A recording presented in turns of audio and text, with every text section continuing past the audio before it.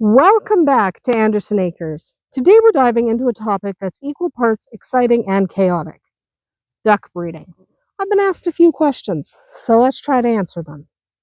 So, whether you're dreaming of fluffy ducklings waddling across your yard or you're looking to develop a responsible breeding flock, there's a lot to consider before your drakes and ducks start whispering sweet nothings to each other in the pond. A lot of things to think about. Now, ducks are wonderful creatures. They're hardy, they're full of personality, and often a little too good at reproducing. So, before feathers start flying, let's talk about how to plan, prepare, and manage your breeding program responsibly. Before you let your ducks do what ducks do best, it's crucial that you have a plan. Even easy to breed ducks can multiply faster than you'd expect. One day you've got a tidy little flock of 6, and the next day you're wondering how you became the neighborhood's accidental duck sanctuary. Ask yourself what your goals are. Are you breeding for meat, or for eggs, or for show? Maybe just because you love ducklings. Each goal changes what kind of ducks you'll want, how you'll raise them, and what you'll do with the extras. It's easy to get caught up in the charm of baby ducks. They're tiny and fuzzy and irresistible, but they grow fast, they eat plenty, and they need a lot more space than chickens do. So, make sure you know exactly what you'll do with your ducklings before the eggs hatch. Don't be scrambling. And one thing you should never do: please don't release your extra ducks at a local pond or lake thinking they'll fend for themselves. Domestic ducks are not equipped to survive in the wild. They depend on us, and setting them loose is a recipe for disaster. It's also illegal. Don't do it. When it comes to choosing your breeding ducks, quality matters more than quantity. Start with healthy, well-grown ducks that show really good vigor and strong conformation. If you're working with purebred birds, check your breed standards. Organizations like APA's Standard of Perfection and breeder associations can show you exactly what traits to look for in that breed of duck. Avoid ducks that have obvious genetic flaws, like your crooked bills, your leg deformities, or chronic health issues. Those are not good breeding stock. You want birds that represent the best of their breed: strong, active, balanced. Think of it like matchmaking for ducks. You're not just picking who looks cute together, you're setting the stage for strong genetics and healthy offspring. Also, make sure your ducks are fully mature before breeding. An immature duck's first eggs are often really small and less likely to hatch. Those don't go in the incubator. Breeding the birds too young can stress, one, their bodies, but also you're just not going to get a good hatch. Okay, you're just wasting your time.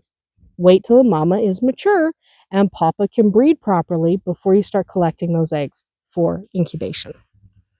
As a general rule, lightweight and middleweight ducks hit maturity around 7 months, while the heavier breeds take closer to a year. Most ducks reach their breeding peak between 1 and 3 years of age. Okay? Once they're older than 3 years, it's not that they can't breed, it's that they're probably just not going to lay as many eggs. And papa might lose some virility as he gets a little older. Now, ducks aren't exactly known for respecting personal boundaries. So, domestic ducks readily interbreed, especially across breeds. Okay? So that means if you've got multiple kinds of ducks, a few Pekins hanging out with some Cocky Campbells, you're going to end up with some mystery mixed ducklings. Cute? Sure. Are their genetics predictable? Not really, no.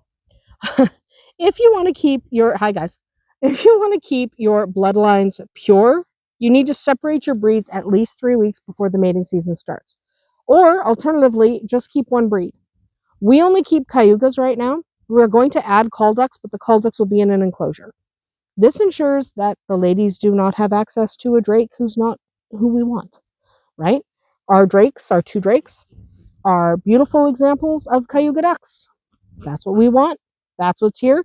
We're not going to have random drakes running around with them because we'll get mixes we don't necessarily want. Okay? But separate them ahead of time. That gives everyone time to forget their previous partners and prevents accidental hybrids that you don't want. Mating usually starts in early spring, but it can shift up depending on where you live. So for us, breeding season doesn't really start until like April, end of March maybe, but that's because our winters are frigid. Your climate will kind of determine when breeding season is. Warmer climates might see ducks pairing up earlier. Colder areas like ours lag behind a few weeks. So just keep an eye out. When are they doing the deed? That basically determines when you can start collecting eggs. And once your ducks are paired off, keep them separated until the hens have finished laying and you've either collected all the eggs you want or they've settled on their clutches.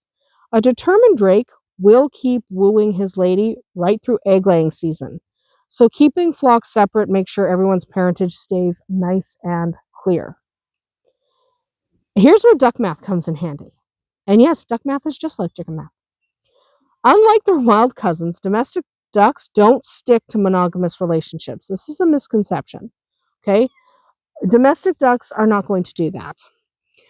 You don't need one drake for every duck. In fact, too many males can cause serious injury. We're being joined by a kitten. It's fine. But too many males can cause some serious injuries. So you don't want too many boys. The ideal ratio is usually one drake for every 2 to 6 females. So we have 2 boys because we don't want too many boys for the females that we have, but you need enough to cover everybody. Okay? It depends a little on breed and temperament. Some ducks are just less likely to want to breed, right? Some ducks don't really care. They don't want to. So it depends on breed and temperament. One drake can easily handle a small harem without overbreeding anyone. But if you have too many drakes, things turn ugly kind of fast. So drakes are competitive by nature and can become aggressive when there's not enough female attention to go around. In the worst cases, overmating can injure or even kill the females. Muscovy drakes are especially notorious for this. They take determined to a whole new level, so watch your ratios. Keep your pens roomy. Avoid overcrowding. Ducks need space to court and to mate and retreat from each other when tempers flare.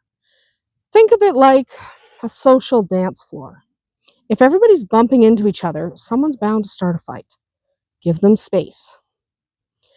Just like athletes, breeding ducks perform best when they're in good shape. Start feeding your breeders a high-quality breeder ration about a month before you expect egg production to ramp up. You can skip this if you're free range. But the breeder feeds, they're formulated with extra protein and calcium and vitamins that support egg health and fertility. But if your ducks free range like ours do, they probably have access to balanced nutrition already. Feed them a good feed anyway, have it available, but bugs and greens will probably do it. Okay? They might not cover, yes, I have kittens, but they might not cover all of your needs, but it'll do it most of the time. Okay, your free-ranging ducks are probably okay. Yes, guys. Yes, guys. We're having problems. They're on the mic. I have kittens. Yes. Can we get off the mic? There we go. We're going to try. Okay, so... Hi. Yes, I'm... You can't film anything around here. I know. So, yeah. Your breeders should be at a healthy weight. You want them not too fat, not too thin. Overweight ducks have a lower fertility and they won't have the needed reserves to produce healthy eggs or to maintain a full clutch. So keep those birds healthy. It's better for them. And again, if they're free ranging, they're probably pretty healthy. If they have to walk for their food, they're probably not too chubby. Okay? Now that your ducks are ready and raring to go, let's talk about housing and nesting. Ducks like privacy when it's time to lay eggs, so make sure they have secluded, protected nest boxes filled with soft bedding like straw or wood shavings. Fresh, clean litter helps keep the eggs insulated and prevents them from chilling on really cold mornings. Spring can be cold. You can even encourage your ducks to use their nesting boxes by placing a dummy egg inside. Sometimes it works, sometimes it doesn't, but these eggs are either plastic or sometimes they're ceramic. Um, they'll either work or not work. Ducks are a little less picky than chickens. They'll just pop eggs all over the barnyard. Okay? But sometimes you can trick them into thinking it's a good spot to lay eggs because someone already laid eggs there. So you could try. Okay? So a lot of ducks will just ignore the suggestion, but it's worth a shot. The middle of the yard, the feed trough, you'll find eggs everywhere, but if they would lay in the barn, it would be nice. If your ducks free range during the day, you're going to have a little bit of a scavenger hunt like we usually do. We find them all over the place. Like we find them in the middle of the yard. We find them on the chairs. We find them behind the rabbit hutches. We find them everywhere, like literally everywhere. So you're going to have to look a little bit. Some breeds, like Muscovies, are extra good at hiding their eggs. They'll tuck their eggs under bushes and they'll lay behind hay bales or in the deepest corners of your barn. If you think a hen has gone rogue and started her own nesting operation, pay attention to where she is. Follow her. When she slips away for a bath or a snack, follow her discreetly. You'll probably find out where she's hiding those eggs. Give nesting hens peace and quiet, though. Don't bug them too much. Drakes can easily be startled off their nest, and once they abandon it, it's tough to convince them to return. So once you've found her chosen spot, mark it in your mind and let her do her thing. Because if she abandons the eggs and you don't have an incubator, you're screwed. Ducks and water go hand in hand. And breeding season is no exception. So be prepared for things to get wet. Provide plenty of fresh drinking water and, if possible, a bathing pool or a shallow pond. While lightweight ducks can mate successfully on dry ground, heavier breeds often need the buoyancy of water to align properly and reduce strain during mating.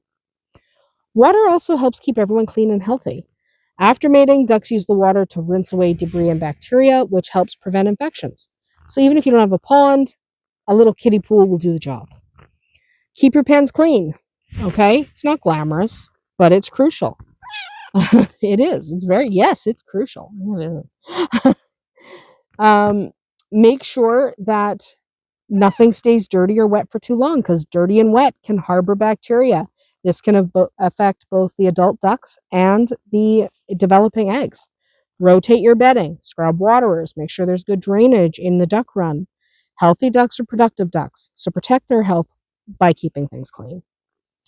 Now, breeding ducks isn't just about letting nature take its course. It's about stewardship. With a little planning, observation, and care, you can raise healthy, happy ducks and strong, thriving ducklings. And kittens. The work you put in before breeding season will pay off tenfold when you see those first successful hatches.